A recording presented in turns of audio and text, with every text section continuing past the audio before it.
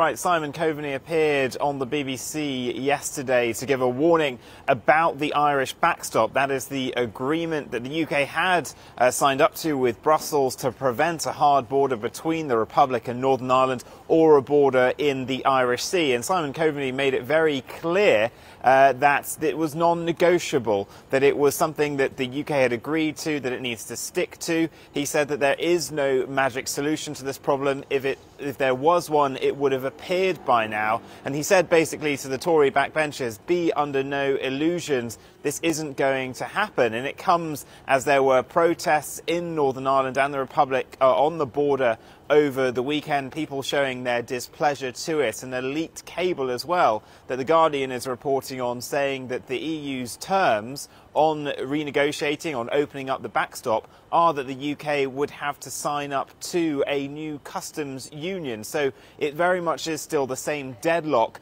And the Simon Coveney, the Irish Deputy Prime Minister and Foreign Minister, said that it isn't a game of chicken between the EU and the UK. He said this was too serious an issue for that.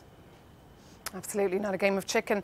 And tomorrow's vote, of course, we're all watching that carefully. We'll have live coverage here on Euronews and reaction from yourself and, of course, from our Brussels bureau. Well, what can you expect to come out of that exactly, Vinny?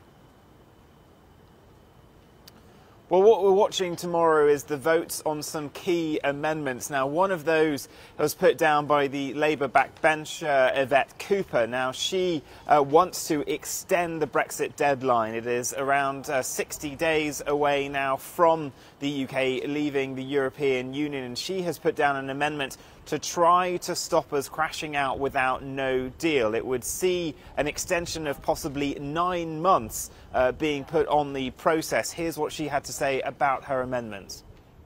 The reason that we're in this situation is because we've had continued delays from the Prime Minister continually kicking the can down the road. And the problem is we're still not really seeing any progress. So I hope that this does put pressure on the Prime Minister to sort things out by the end of February. But if we get to that point, she should be ruling out no deal. She should be recognising that she cannot put families across the country into a situation where there are tariffs on food, so food prices go up, where there are delays to medicines so that people worry.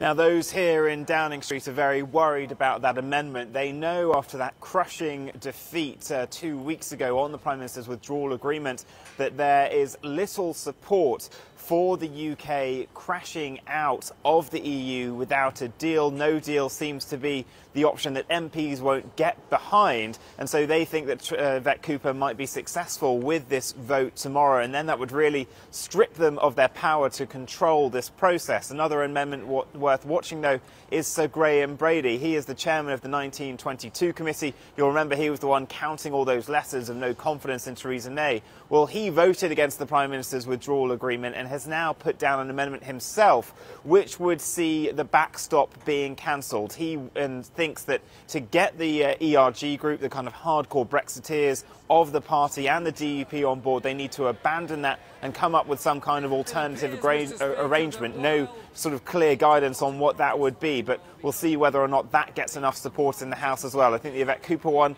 is pretty likely, but less so possibly the Graham Brady one.